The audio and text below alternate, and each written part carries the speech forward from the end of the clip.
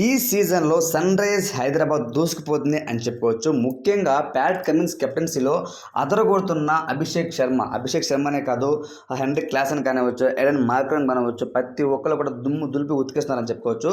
రాత్రి జరిగిన సిఎస్కే మ్యాచ్లో కూడా అభిషేక్ శర్మ 37 పరుగులు చేశారండి.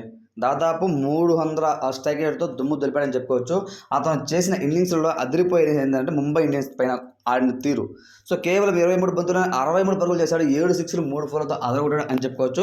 అదే ఫామ్ను రాత్రి సిఎస్కే పైగా చూపించారనమాట. సో తను ఓపెన్ బ్యాట్స్మెన్ అంటే కాదు, అలానే చెప్పి బాగా కండలు తిరిగిన హైట్ ఉంటాడంటే కాదు, నార్మల్గా సీదా సాదాగా ఉండే పర్సన్ అంత పెద్ద పెద్ద బౌండరీలు కొడుతూ పెద్ద పెద్ద సిక్స్లు కొడుతూ విన్నింగ్స్ ఒంటి చేత్తో గెలిపించిన సత్తా ఉన్నటువంటి ఆటగాడు సన్ రైజ్ పక్క ఉన్నాడు అభిషేక్ శర్మ అంటే నిజంగా చాలా గర్వకారణం అని చెప్పుకోవచ్చు.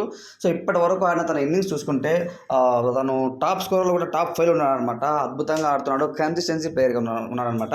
సో ఈ విషయం పక్కన పెడితే ఐపీఎల్ అయిపోయిన తర్వాత నెక్స్ట్ వెంటనే మనకు T20 వరల్డ్ కప్ ఉంది. అందులో ఖచ్చితంగా సెలెక్టర్లు అభిషేక్ శర్మని సెలెక్ట్ చేయడానికి కొంతవరకు అయితే తాకైతే వినిపిస్తూ ఉంది. ఖచ్చితంగా తను తీసుకునే అవకాశం కూడా ఉంది అని అయితే తాకైతే వినిపిస్తుంది. ఈ నేపథ్యంలో అభిషేక్ శర్మ ఇంకా కొన్ని మ్యాచెస్ ఉన్నాయి కాబట్టి ఐపీఎల్ త్రూఅవుట్ సీజన్లో తన కనుక ఇదే ప్లేయింగ్ ఆడుతూ ఇదే కన్సిస్టెన్సీగా ఆడాడంటే మాత్రం ఖచ్చితంగా తన T20 వరల్డ్ కప్లో ఉంటాడు.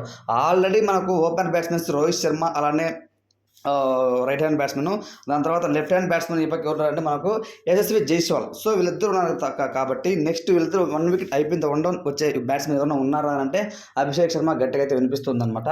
సో కాబట్టి చూడాలి ఫ్రెండ్స్, తను ఖచ్చితంగా సెలెక్టర్లు ఏ విధంగా సిచ్యువేషన్స్ బేస్ చేసుకునే సెలెక్టర్స్ ప్లేయర్స్ సెలెక్ట్ చేస్తారనేది వేచి చూడాలి.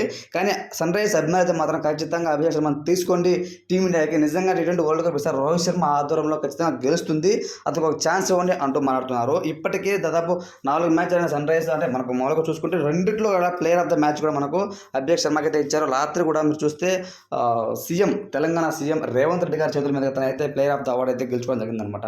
సో కాబట్టి చాలా హ్యాపీగా ఉంది. అభిషేక్ శర్మని ఖచ్చితంగా T20 వరల్డ్ కప్లో తీసుకోవాలి అంటూ అభిమానులు అయితే కామెంట్స్ అయితే పెడుతున్నారు. మీ పాయింట్ ఆఫ్ వ్యూ ప్రకారం అభిషేక్ శర్మ ఆట తీరు ఎలా ఉంది అన్నది కామెంట్ రూపంలో తెలియచేయండి. Thanks for watching.